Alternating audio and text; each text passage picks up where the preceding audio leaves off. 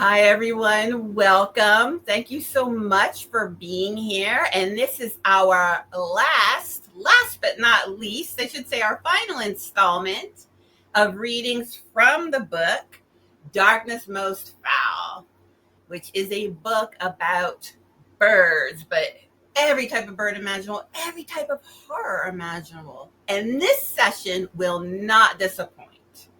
If you missed the other two readings, shame on you. How dare you? The audacity. No, I'm kidding. You can watch them in my YouTube channel. You can watch them as much as you would like.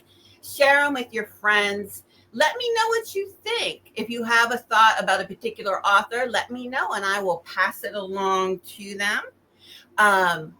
Those of you who have been with us, for the last two installments and are here for the third, thank you so much. And I wish I could give you a trophy or a badge or something. We greatly appreciate your support with this. Those of you who are here through Facebook, through YouTube right now, please feel free to post comments during the readings. Our authors love to see your positive comments coming through.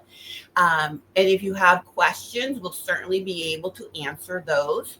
Those of you people from the future who are watching later, you're still invited to comment and ask questions. I can certainly forward questions along to an author. So don't feel like you've missed out on the conversation. We do want you to join. We want to hear your voices. And authors in the studio right now, please feel free to comment. I'm going to be posting your links to social media and books that you have available. But if there's anything you wish to add, please feel free to do so. As always, we're going to start with the readings, and then there'll be time for questions and comments, and for the authors to tell us where to find them next. I love this book. I really, really adore this book. And my favorite aspect of it is just how diverse it is. Not only do we have writers from various parts of the globe, we have all kinds of horror. We have all kinds of, just different takes on birds and the theme of this book. And it's so exciting to me. So I'm going to bring our first author onto our stage, and I'm going to give his official bio. Di Booth is an indie author and editor who loves wild beaches and exploring dark places.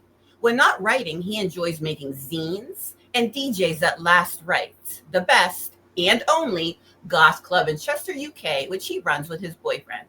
You can read his prize-winning stories in volumes from the Deadlands, Aegis Press, Sands Press, Air and Nothings Press, and many others. His books, including his curse novella, Cool S, are available online, and he's currently working on a queer coming-of-age folk horror novella. And I love folk horror, so I'm going to keep my eyes out for that one. While he is reading, I am going to be putting links into the comment box. So, Di, go ahead whenever you're ready. You can begin reading. Thank you very much, Elaine, and thanks so much for organising this and for editing the book.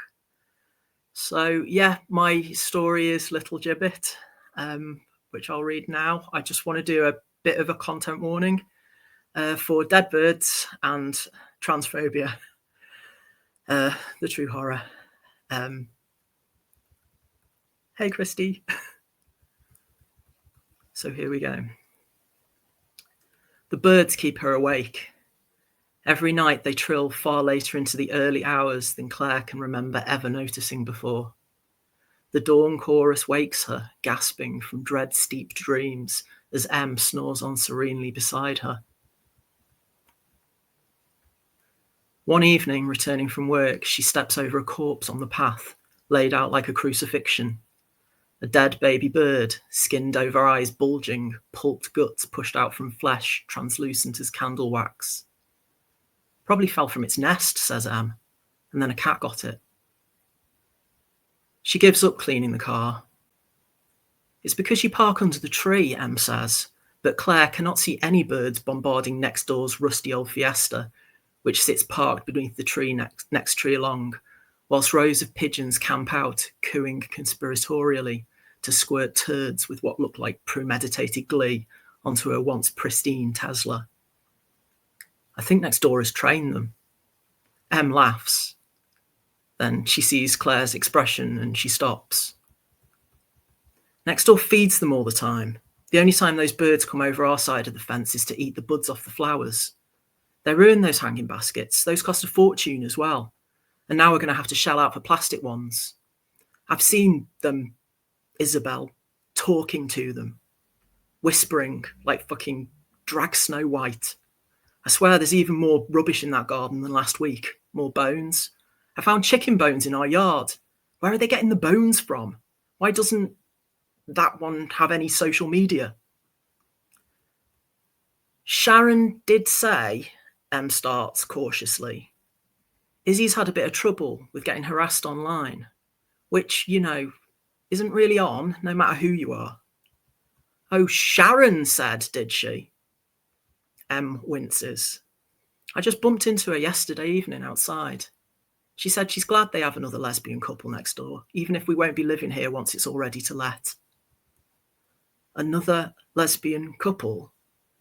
Claire's voice is tight, high. Her eyes dart, fingers pressed bloodless around her coffee mug. How dare she say that? Through the adjoining wall, laughter starts up again, Friday night carefree. They're laughing at us, you know. I don't think they can hear what we're saying in here, love. I know the sound carries, but you can never make out words. Claire knows that. She's tried listening to next door's conversations with a glass against the wall before now. They don't need to hear us to listen, she says. With a quiet whir, a thrush lands, gently bobbing on the outside window ledge. Drink streaks the freshly painted wall beneath the window before Claire even registers she'd thrown her mug at it. They stay an extra night to wake up with the light and clean and repaint the coffee-streaked pearl grey. Claire was all for leaving it, for going home, then and there without packing or looking back, but Em had insisted, annoyed. One more night. Claire hears tapping on the bedroom window, incessant as a leaking tap, or perhaps she dreams it. Perhaps the tap in the bathroom really is leaking, or perhaps someone next door is tapping on the bedroom wall instead, steadily, all night long. Perhaps someone from next door is tapping on the bedroom window, right there, floating in the conspiring night, just beyond the obscuring grace of the tasteful slate roller blinds. I'll do it, she says, when Em picks up the paint can, yawning. The dust sheets are back, the white curtains taken down, the stain on the paintwork wiped an ugly smeared beige like mould. The whole wall will need doing again, probably more than once, or else it'll look patchy. Don't take it out on me. I'm not. I was tired when I threw it. Those psychos next door. Did you hear tapping on the wall last night? No. Em's tone is tired too. Let's just get this done, then we can leave. Claire paints. The wretched stench of it coats their throats. She pinches the bridge of her nose, putting pressure where her sinuses are, swearing when some paint transfers. It gets everywhere. The smell of it's been ever present during the renovations, but since finishing the redecorating, this unexpected last revisitation makes the fumes seem stronger than ever. After she's startled for the 5th time at a blur of wings landing, curious-eyed, on the window ledge outside, level with her face as she crouches, Claire gives up on the aid of daylight and shuts the slat blinds. Doesn't stop the noise, though.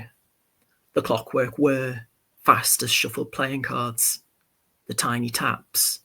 The little hop, hop, hop of claws on stone.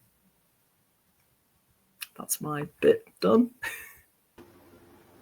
Wow. I think I'm going to have you do the entire audiobook. I love the way you read that. That was amazing. And I love this story because of the suburban panic. I mean, if you've ever owned a home, if you tried to sell a home, it's so relatable that you can't help but be obsessed with your neighbors. Especially when they're weird. Thank you so much for reading that. I am now going to kick you out of the studio. And I'm going to bring in our next author so that I can introduce him. You see me, hear me? I see you, hear you. Perfect. Zachary Kellian is a writer, publisher, editor, and lover of literature. His support for Hawaiian sovereignty and his years of work in education in Hilo, Hawaii inspired his horror story, Predators of Paradise, which we're going to get a little taste of. He is currently putting the finishing touches on his debut novel with the support of his incredible wife, Amy, and their perfect son, Nirvan. And I will agree, he is perfect. I've seen him on social media. So you are correct, Zach. I am going to put some links in the chat for everybody. And Zach, go ahead and start when you want.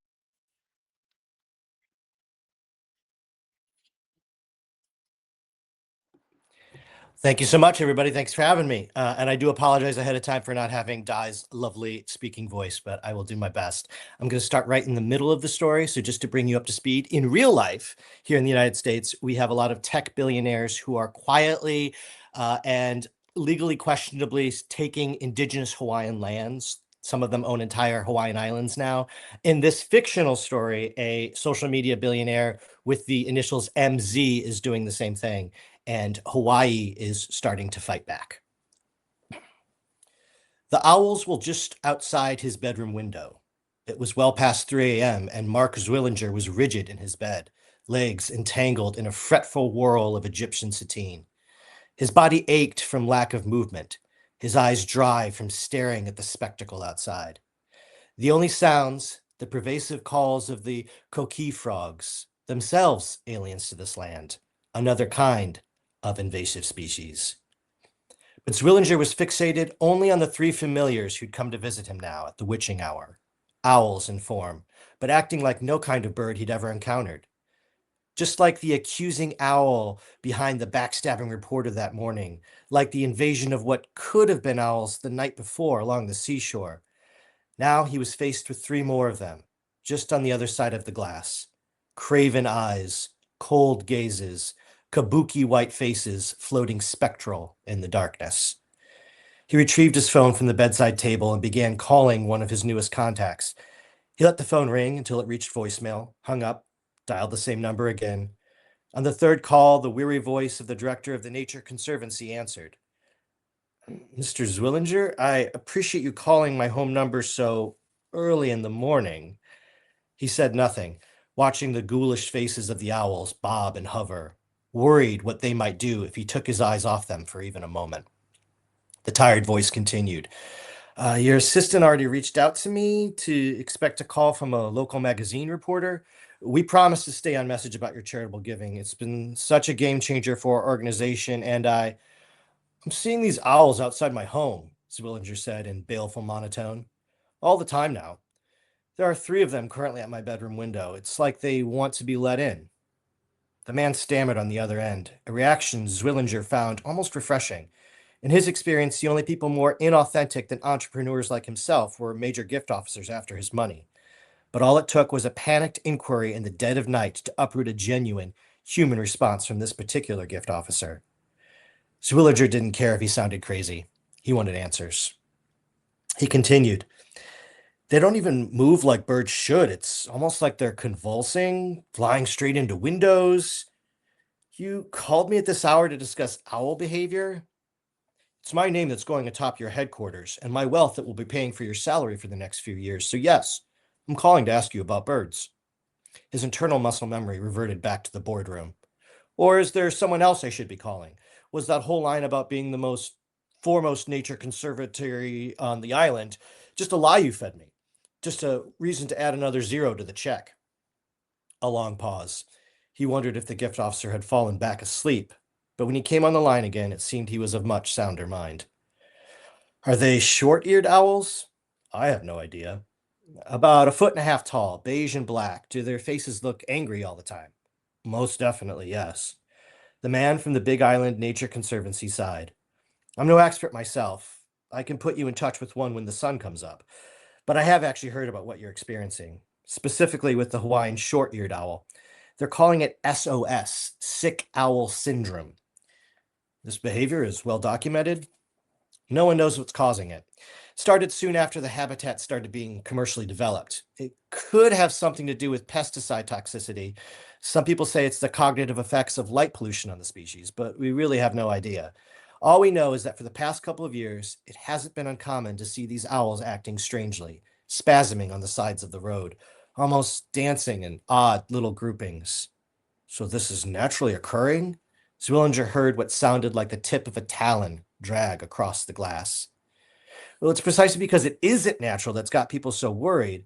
Thankfully, with financial support like yours, Zwillinger hung up and activated the smart glass, turning the translucent window an opaque black in under a second.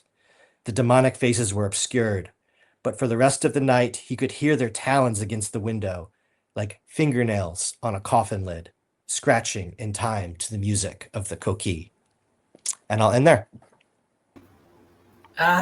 I love this one, and people are saying in the chat that they're loving the premise, and I did too. I mean, it's so timely with the ecological horror, and especially with I don't want to get political, but Hawaii, the things we've seen in the news. So, what a perfect story for this collection. I thank you so much for allowing me to publish this story, Zach, and for doing your reading. And now, after being nice to you, I'm going to throw you out.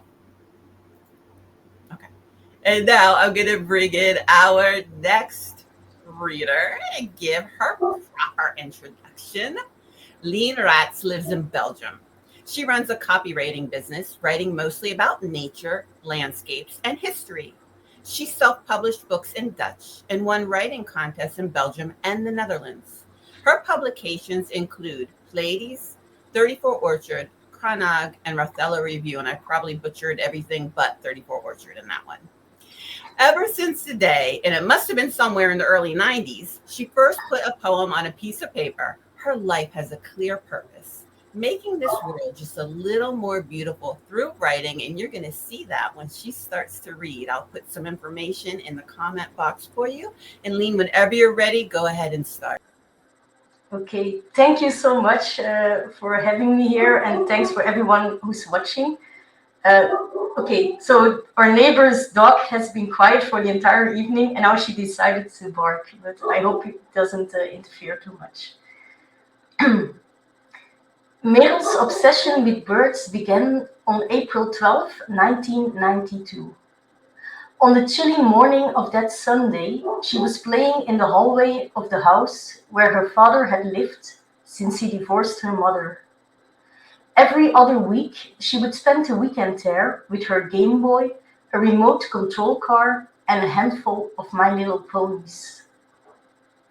When her father entered the hallway and carefully avoided her gaze, she knew what he was about to tell her. She cringed on the cold floor tiles. Her thin black hair fell in front of her face. She shielded her head from the bomb that was about to fall. She didn't look up when her father's voice, so much softer than usual, said, "Your mom died last night." At 3 o'clock, she was startled by her own voice. Did she really say that out loud?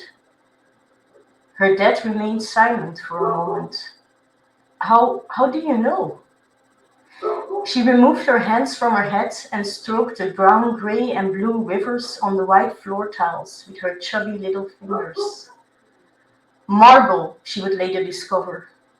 The rivers were nothing more than impurities in the limestone from which the marble was formed, under the influence of immense pressure.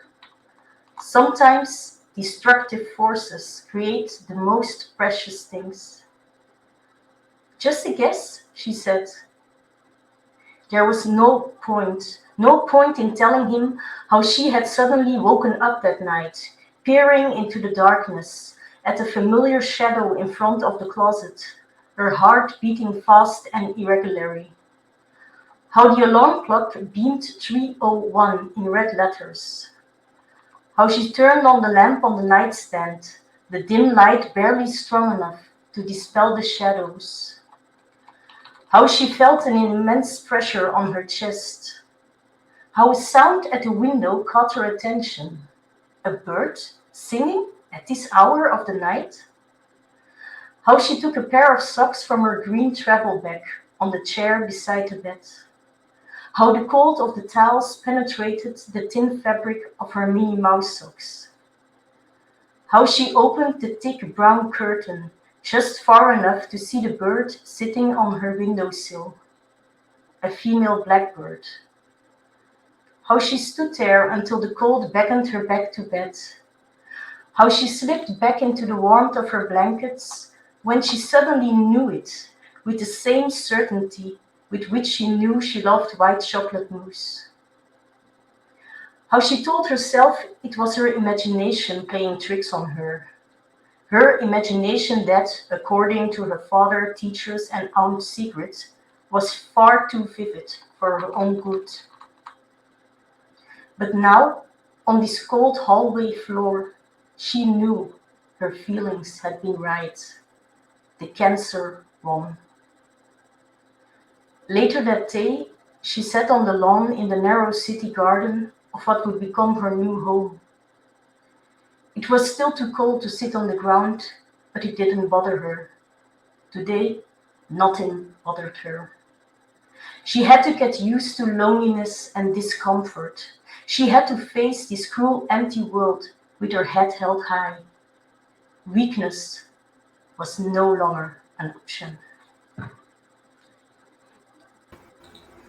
Wonderful. It's interesting. We were talking about poetry before we logged on, and you're writing so lyrical, and the way you're reading it, it felt very poetic to me. Thank you. Wonderful read. Thank you so much, Leen. Really appreciate it. All right, let's keep moving on, shall we?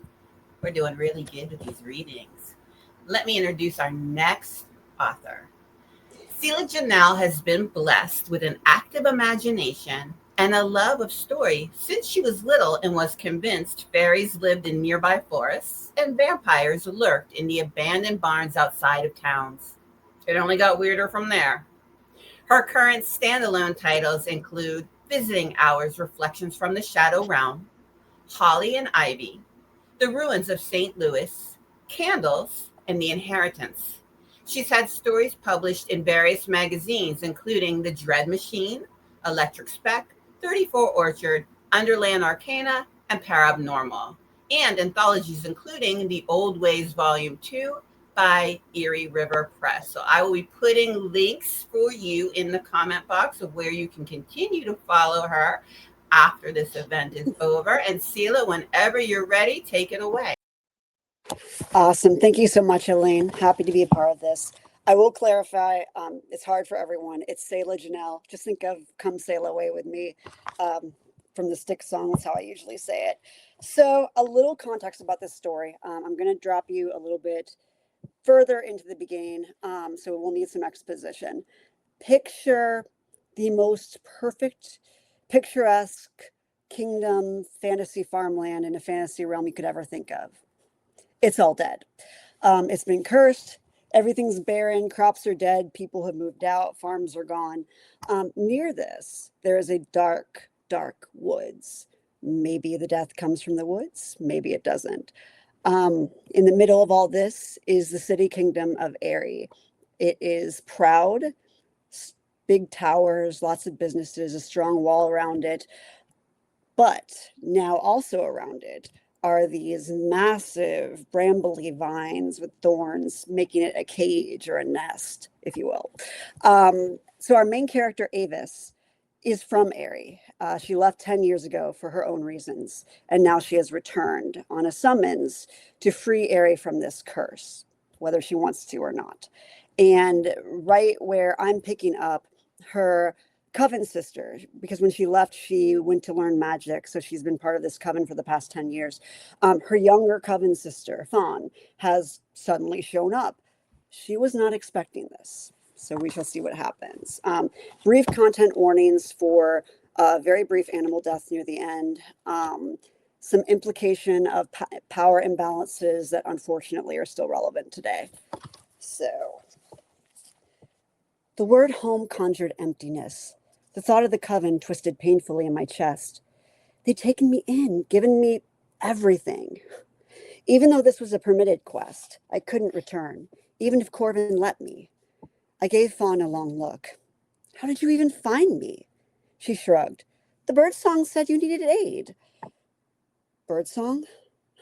It had taken years for me to not tense at every trill and whistle that came from the trees. I couldn't catch all of it, but it spoke of danger. I'm relieved to find you in one piece. The morning breeze made the hem of her dress and her curls dance in the sunlight. I felt absolutely filthy in comparison, though that wasn't new. Fawn wasn't ready for so difficult a task, though there were ways she could still be useful. Nature magic wasn't my forte, guarded as I was. Fawn wielded it as easy as breathing and displayed her feelings for the world to see. I'd often been told that emotions were a valuable conduit for magic, but distancing myself was what I knew. It was probably the only reason Coven Mother allowed me this quest. I'm hard to keep down. I adjusted the curve of a rune in the dust. She observed my work with scrutiny, nodding at the barrier I laid out. Hopefully you'll rub off on me. You don't want to be like me. To survive because you're out of choices. I nodded to the looming monstrosity. This place taught me to be that way. Fawn's head tilted like the gentle animals she protected. My people have no name, I continued. We have no known homeland, but there's a long history of finding a place we like, ingratiating ourselves to it, and taking it over. We're survivors. Every city or town we nest in is airy. This has been airy for many generations. Our symbol has long been the starling, for we too learned to get what we want from being invasive. The younger witch's gaze was considering. She was unfamiliar with the runes, but wouldn't admit it. What happened to this place? Maybe Corvin finally pissed off the wrong traveler. Maybe taxes on the land became too high and someone took action. People tend not to like it when their land is taken over and they're subjugated to serfdom. Corvin? City leader, though he practically crowned himself king. Word was sent, and I have reason to give aid. Give was a charitable word. That blasted summons had dragged me back to a life I'd worked hard to forget. Fawn frowned. You swore yourself entirely to the Coven, as do we all. I thought you'd separated from your old life. Mention of the Coven almost made me pause. Sometimes one doesn't get a choice. Corvin's message had been very clear. I'd burned the summons, but the words were etched in my mind. You will never escape my eyes, no matter how far you fly, little bird. However, beloved Aerie has befallen on hard times. Free the city, and I will release you from your obligation. Fail or flee, and the nest you found for yourself will burn, and I will add your flock to my aviary. You will serve your city by serving me in my bed. I'd hoped he'd given up on me. Hoped news I had power deterred him. He'd found me somehow, and the skill that had been a blessing was now a damning lure. It was one thing to drag me back, but threats to the Coven made my blood burn. Fawn extended a hand, incantation on her lips. Don't, I warned. This can't be undone with a release spell. There are souls trapped there, she protested, and something animal but not, a fairy story gone wrong. Her insight was strange, but I had other things to focus on. I opened the cage on my hip, pulled out the bird within. The starling and I glared at each other with mutual disdain. The starling isn't just a symbol. Aerie is lax about laying them roost wherever, one of the many things I'm glad to be rid of. Fawn's affront was clear. How can you hate a little bird? Memories whispered in harsh voices in the flutter of wings. They're obnoxious, inescapable. They devour food sources, and they're so loud. The fact I'd been able to meet this one had been a blessing. Its beady eyes glared at me amongst dark feathers. I caught it the day after I received Corvin's summons. The birds I'd grown up with weren't particularly trainable, but I wouldn't have doubted if somehow they'd been made spies. I'd seen stranger in my ears. The first flick of the knife in the air released the silencing spell. The narrow beak opened to release huffy chirps and warbles. The spied feathers at its throat puffed in and out. The call was echoed on the other side of the mass in a chaotic litany. Hundreds of trapped starlings sang the familiar birdsong of my childhood. I could have gone another 10 years without it. It's so loud, Fawn yelled, hands over her ears as the warbles raised to shrieks. There must be 100 at least, if not more. How this all had happened was a mystery. The fact that Corvin had even gotten word out was astounding. Corvin, be you in there? I demanded, though I didn't want to know. While I wasn't the most proficient at wordless magic, enhancing my volume was easy enough. The words rippled over the din.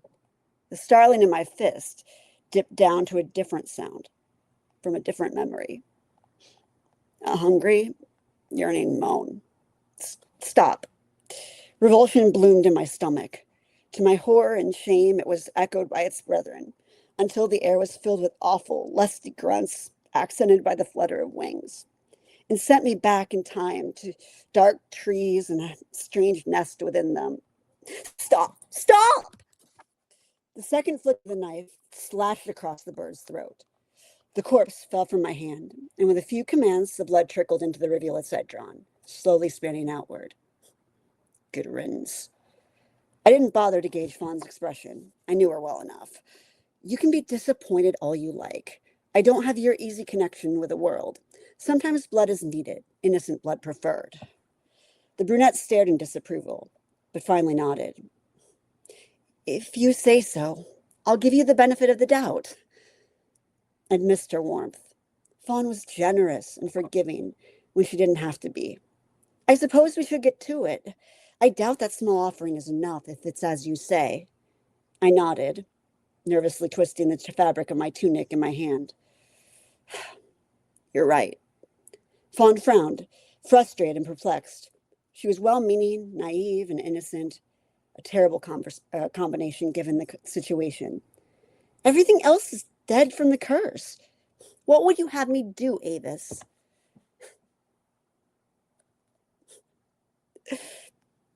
Stand still. And we'll just leave it there. Whoa.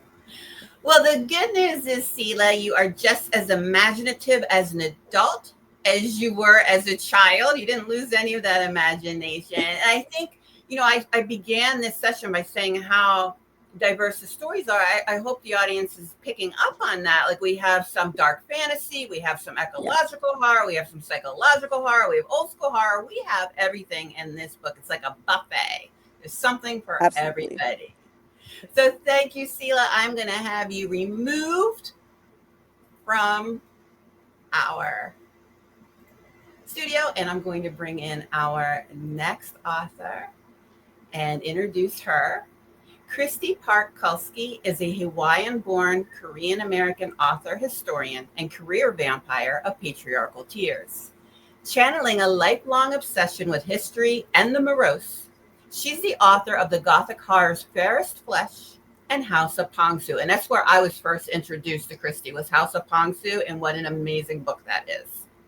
She's also the editor of the Asian Diaspora Folk Horror Anthology Silk and Sinew, which we did have a shout out for that on our Friday night session. Janelle Flynn was an author in Silk and Sinew, and she talked about it a little bit and gave it a little thumbs up. But it's listed on NYPL's Best New Horror for 2025. Kristy bartered 9 years of her life to the U.S. Navy and Air Force, and later taught college history. Trapped by a force field, she currently resides in the woods of northeastern Ohio, where she probably brews potions and talks to ghosts. So I will drop her social media into the chat. Kristy, go ahead and begin reading whenever you're ready. Thank you so much, Elaine. Thanks for having me for this and arranging all of this. I wanted to give a quick content warning for child death, okay? The story is Magpie Teeth. The most painful lies are the ones we tell ourselves. The most shameful are the ones we know aren't true, but stubbornly believe because they are easier, comforting. Lies that justify are ones that allow us to escape blame. In my village, our lie is shared. Single vines of family tragedy making up a big tangled knot. Generations of them, linked by grief or even guilt. We don't acknowledge or talk about it because if we did, the illusion would fade. The fear and sorrow and shame would become unbearable. You must understand it's complicated, even frustrating. We are all innocents, yet operate like villains at the same time. Look out there in the field. There's a girl. Long midnight hair whipping in the wind. She moves like a dancer through rows of cabbages. I call her Minsuk, my sister's name. But she's not, though she responds to it, sleeps on younger sister's mat, comes home to eat and talks as if she is Minsuk, but she isn't. I'm not entirely sure she's even human. The truth is, Minsuk is dead and has been for 10 years. The people of my village, we consider ourselves particularly beloved by the mountain we live under. We believe we are blessed, special, because once a child gives their first baby tooth to the magpies to take to Grandfather Mountain, they are safe from death until they reach adulthood. Other villages give the magpies their baby teeth too, but only ours reach the mountain. Only ours protects our children.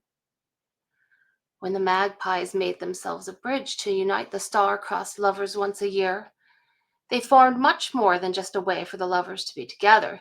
They created a passage between worlds, a way for the dead and the living, if they loved each other enough, to unite once again, Grandmother had once said. Is that how they do it? I asked. Grandmother adjusted the sack of rice on her back. Do what? I gulped, eager for knowledge. Keep children from dying. A thoughtful line formed between her brows. I suppose it is. I was young, and it was before Minsuk became dead, during the time we still ran, played, and laughed together. Younger sister, let's pretend to be magpies, I called to her. And how she giggled. Smiling wide, sharing infectious joy. Even though Minsuk was younger, she had always seemed to know herself, to be confident and bold in all the ways I wished I could be. If I was a magpie, I would soar up and unto Grandfather Mountain's nose. Minsuk spread her arms wide and ran a circle. I would say, look at all the people below in the fields. Me too, I said, pretending the same. Look, there's a child tossing a tooth onto their roof. Oh, the mountain will be so happy. Minsuk pretended to swoop in and snatch it up. Grandmother's lips pursed as if she doubted the claim, but I thought I knew better. You see, I had watched it happen. The shaman's daughter, Su Yi, just the summer before, had taken terribly ill with sickness spirits. She had wasted away, tittering so very close to death. But they couldn't take her. At least that's what I believed. I thought I knew the rules, thought I understood. But believing didn't help Minsuk. When the sickness spirits came to our village in the autumn, we had tried to hide younger sister away, tried to keep her far from the scurry of their anima, searching for bodies to destroy, concealed so their seed eyes couldn't see her. But it wasn't enough, and the sickness spirits relish a tragedy, especially one that happens at their hands. She has not lost her first tooth, the shaman said, lifting Minsuk's lips and studying younger sister's fever-ridden mouth. It was half a question and half a grumble. She already knew the answer, of course. Every single person in the village knew which children had passed that particular benchmark.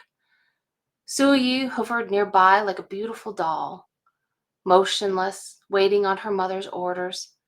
When she looked at me, it was like the gaze of a fish, empty of greater purpose, existing only to be directed. No, Grandmother said, tears thick in her throat. Her baby teeth are stubborn, like long, gnarled, deep-rooted trees refusing to move. The shaman nodded. I will prepare a ritual, but these spirits are strong. The sickness comes from the north on a wind of conquest. They come to destroy. Resoaking the cloth, I squeezed what water I could into younger sister's parched mouth. Like a weak chick, she lifted her head, reaching blindly with her lips for the source of moisture. And sometimes she woke up long enough to mouth words and stare at empty spaces before slipping back into fever-spun dreams. No more running or playing. Weakness had already taken her energy, but long before that, her smiles. Darkness gathered in the corners of our house, watching and waiting for an end we knew lurked, but clung to hope to avoid. I listened to Minsuk's ragged breathing in the darkness, to the fretting footfalls and whispered prayers of grandmother, a melody of sorrow for those of us who knew the end came soon and could do little to stop it. And I drifted to sleep to the lullabies of death.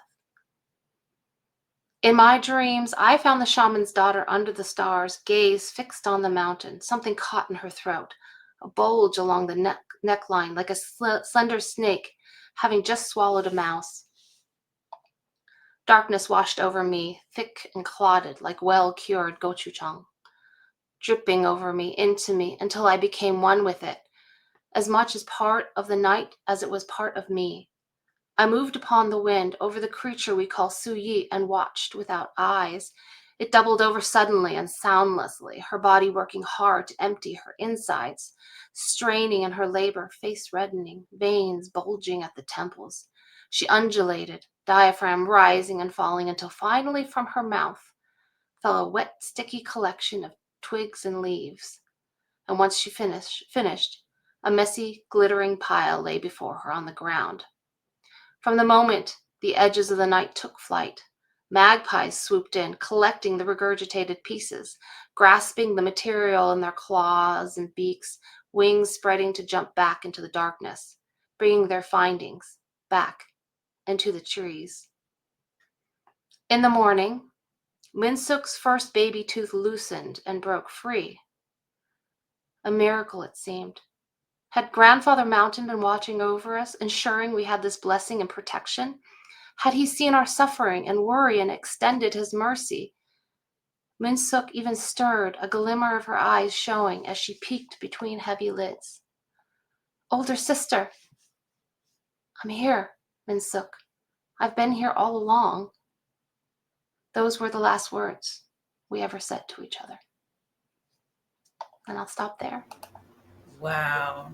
What a beautiful story. And I love how you weave the lore throughout it. You're getting a lot of love in the comments for it. It is wonderful.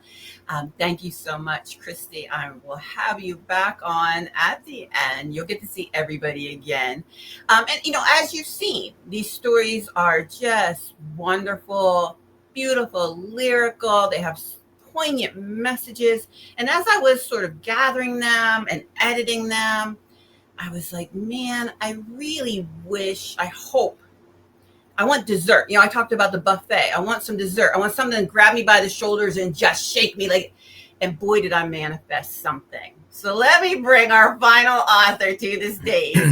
If you get shook too, let me introduce him. Rob Francis is an academic and writer based in London.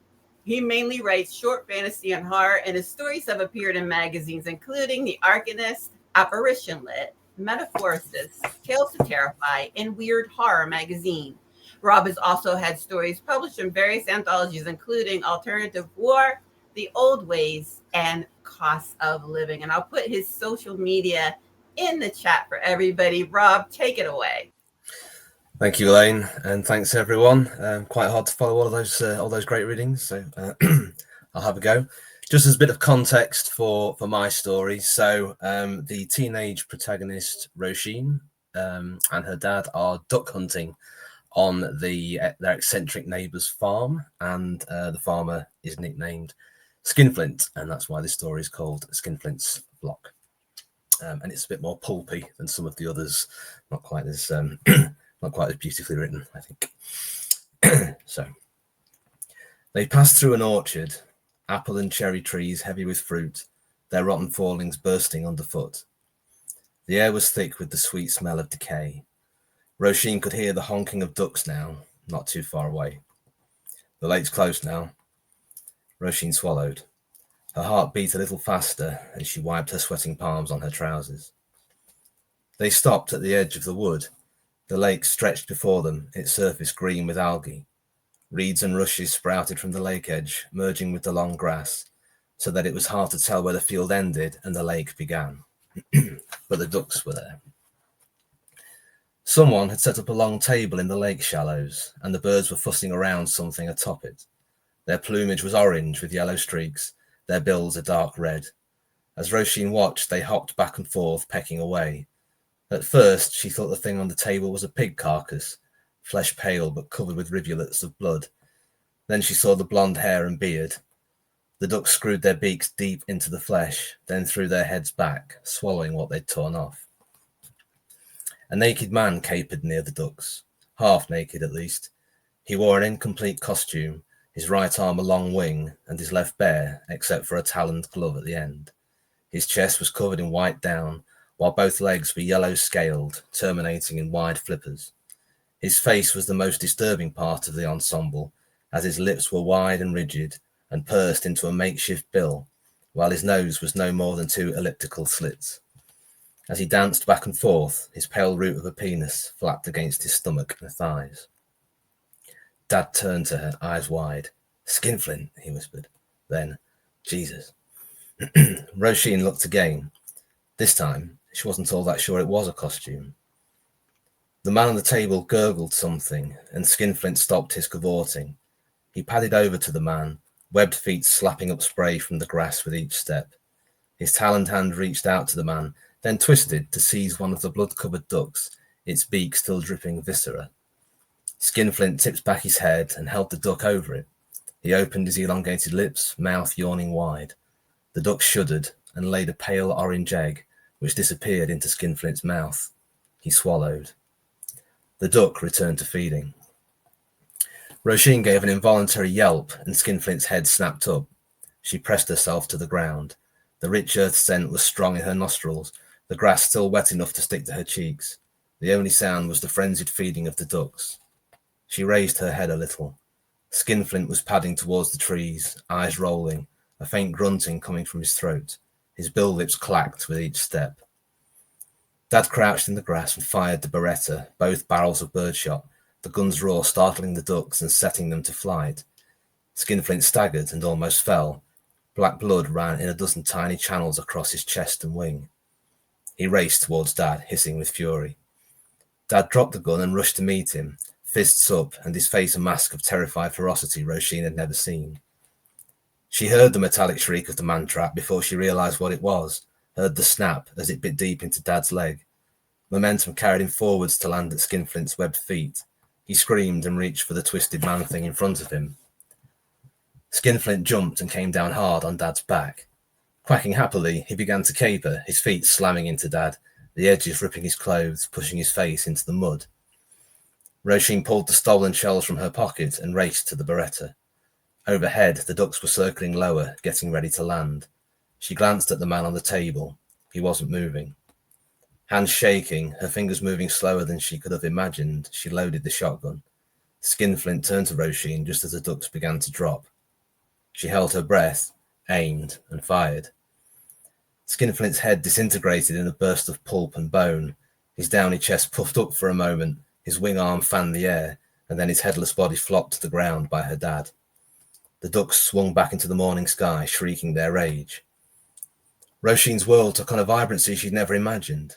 The sky opened wide and high above her, and she thought she might be drawn up there into the endless blue. Every nerve screamed with joy at what she'd done. Dad lifted his head, sucking in air, then releasing it again in a long howl. "Get this off me!" Roisin came back to herself. She dropped the gun and ran to her dad. The trap was old, the mechanism rusted. It had closed enough to tear muscle, but there was still a gap she could get her fingers in. She pushed as hard as she could, and after a few moments the jaws opened enough that Dad could slip his leg out before it closed again. "Is it broken, Dad?"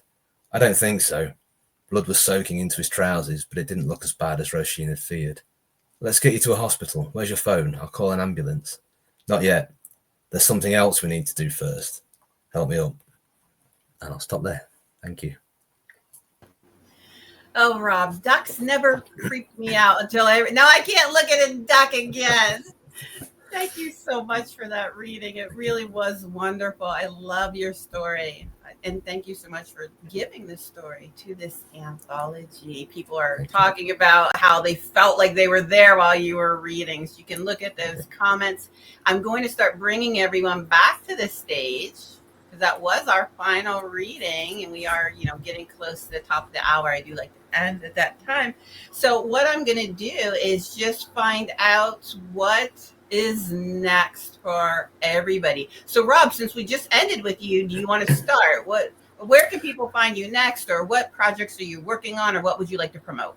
So I'm working on a few different things, but I'd like to promote, if possible, the new anthology Fever Dreams edited by Mark Morris. This is in Flame Tree Press's A to Z of horror that they do every year. And there's loads of great authors in here, but I managed to get a story in this year, which was really, really exciting for me. So that came out last month. So I'd just like to promote that if possible, because that's a really great. My story, The Sitter, is in that, so that's a really great thing for people to pick up. And yeah, I won't say too much because I know everyone else wants to chip in with things. So, but yeah, thank you again for inviting me along. Of course, and that looks wonderful, that book. Leen, what about you? What's coming next? Yeah, I've just finished writing a thriller, which I'm hoping to get published.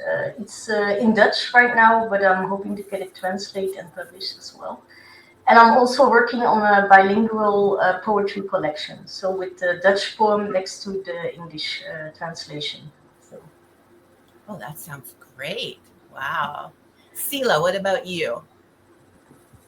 Thank you. So this is kind of a period of rebranding, reinventing myself as I get back to it from a lot of stuff in life. But I just released last month Visiting Hours, Reflections of the Shadow Realm. This is kind of my greatest hits of my short fiction since like 2011. It's a lot of different things, a lot of horror, dark fiction, dark fantasy. There's the Sherlock Holmes and space story, vampire stuff. There's a lot of different stuff. You can also, I feel like everyone in this anthology can play 6 Degrees of Selah with this, because there's a piece originally from an Erie River project that I think Holly Cornetto edited. There's some stuff that I worked with Nina that I know other people have worked with. There was a piece that was in 34 Orchard that I know Kristy really loves. It's in it. So there's a lot of different stuff, and I'm really very proud of it. So I'm excited for this. Wonderful. Kristy, what about you? What's coming up? Hi. So of course I know Genevieve plugged it, but Silk and Sinew, it came out this year. It is a collection of folk horror from the Asian diaspora. It's been a really rewarding anthology. This year I'm the editor. It's my first experience editing, so it's been received pretty well, and I'm so proud of all the authors in it and what they've brought. I know you know how that feels, Elaine. Yes. So what am I working on now? I hope I have big news soon that I can't share yet. I'm struggling through another novel that I'm having a fight with, and working on putting together a collection. Okay, very good. Zach, what about you?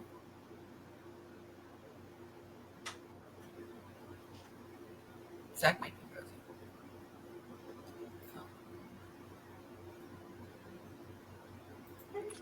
frozen. Sorry, hopefully you can hear me. I was having some audio issues. I can hear you right now. Go Being ahead. a new dad, as you guys learned, that's kind of been a full-time job for the past year, but I've been lucky enough to carve out some time, and I'm on kind of another developmental edit of my first novel. So that hopefully will come out if anyone ever wants to buy it in the near future. But just kind of focusing on that, focusing all the wonderful and horrific things about being a new dad. Pleasure to be with you guys today. And last but not least, James, what's going on with you? Hi.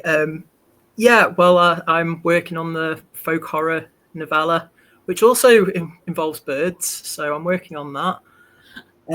I'm hoping to have a collection out next year, which I'll put more information on.